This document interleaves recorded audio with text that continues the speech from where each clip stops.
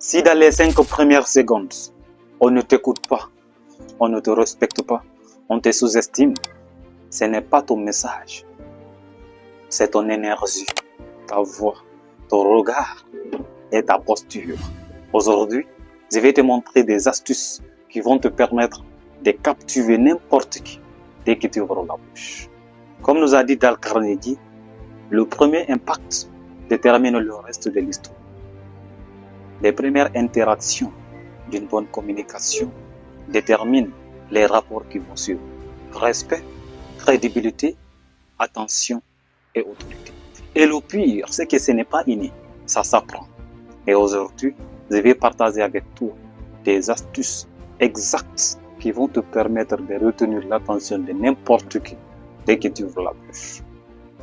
La première astuce, c'est l'astuce vocale, à l'usage de la voix. En tant qu'orateur, tu dois avoir une voix fixe, une voix stable. Parce que on te juge sur ta voix avant même d'écouter ce que tu vas dire.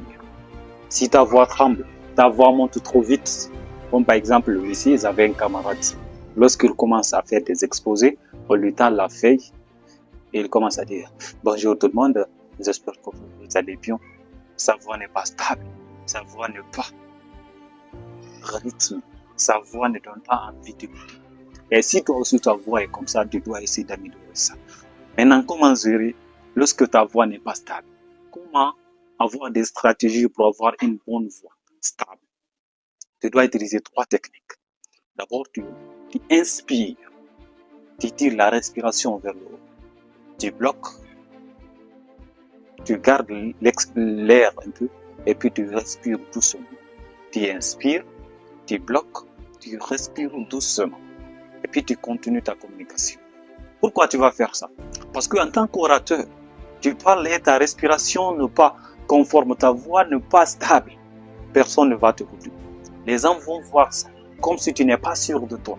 Les gens vont voir l'incertitude dans ta voix, l'incertitude sur ce que ta voix va donner. Parce que, comme nous a dit Maya Angelou, la voix ce n'est pas le son qu'on y met, mais c'est l'intention qu'on y met. Ça, ne l'oublie jamais. La deuxième astuce, c'est l'astuce du regard. Tu dois avoir un regard qui s'impose. Maintenant, comment tu vas utiliser cette astuce? Quand tu es face à un public, tu dois avoir un type de regard de 3 catégories. Tu fixes, tu scannes, tu fixes.